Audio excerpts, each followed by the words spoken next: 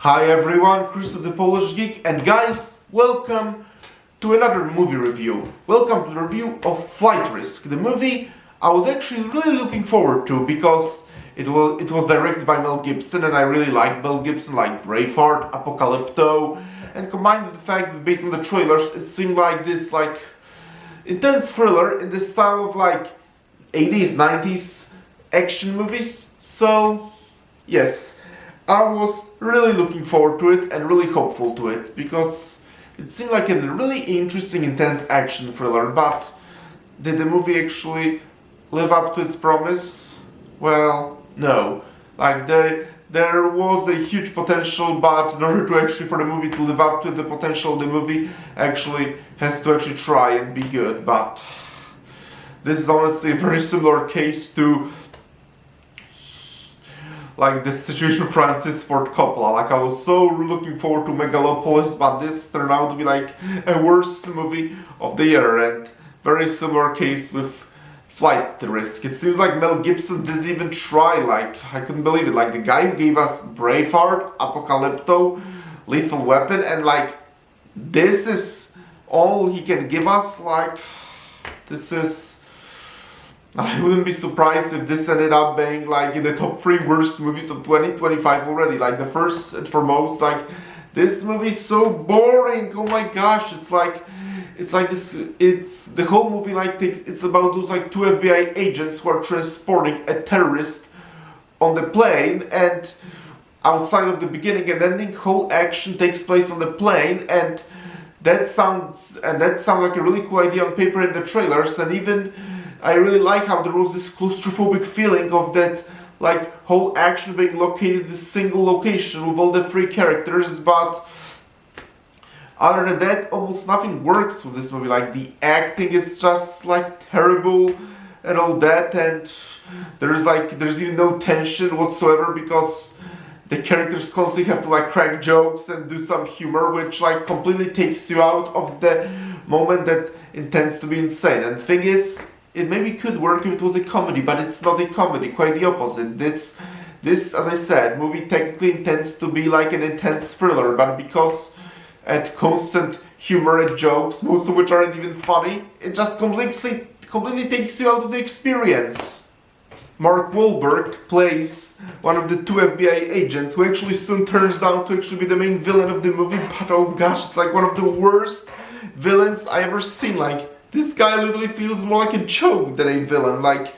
In addition to constantly cracking jokes that completely take you out of the movie and completely break any tension, he just feels so stupid and all that. And as a result, he feels really like a joke than a villain. And it seems like the movie tries to go to great lengths to make you feel like he's a threat, such as sustaining really heavy injuries and completely going unscathed at first, but seems like the movie tries to completely tell you he's a threat when he really doesn't feel like it. As I said, he really feels like a joke, honestly, and combine that with Mark Wahlberg's terrible performance, although I really don't blame Mark Wahlberg anyway, because he's only been doing what he has been given with a terribly written character, but the other 2 characters aren't really that much better either, like the mob accountant, who's technically the character that's arrested, and the one that's actually captured the plane who's supposed to testify.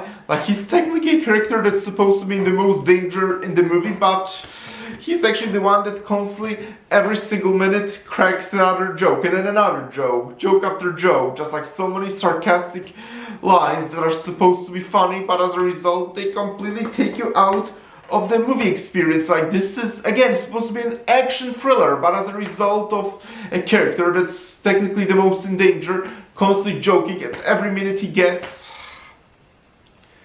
it just completely takes you out of the movie and honestly makes it feel more like a parody than an actual action thriller. And then the 3rd character, which is the female FBI agent, she's another very terribly done character. She completely makes a mistake after mistake after mistake to the point you wonder, why is she even an FBI agent in the first place? And sure, probably the movie doesn't really want you to think she's stupid, but because of the script, she just constantly does a mistake after another, that it's even hard to like her character. Like, she's like the one, she's also given a character arc, but it feels like more forced than anything. And I don't blame Michelle Dockery. Again, she's been doing pretty much what she could with a terribly written script and a very blunt character. Like, I understand, maybe the script clearly very much wants to make her character like vulnerable, relatable, like human, but as a result she comes off across as just stupid, more stupid than anything, because she just like makes just so many mistakes, even though it's pretty obvious that none of it is gonna work on a first point of view. It's pretty obvious that none of her ideas are really gonna work.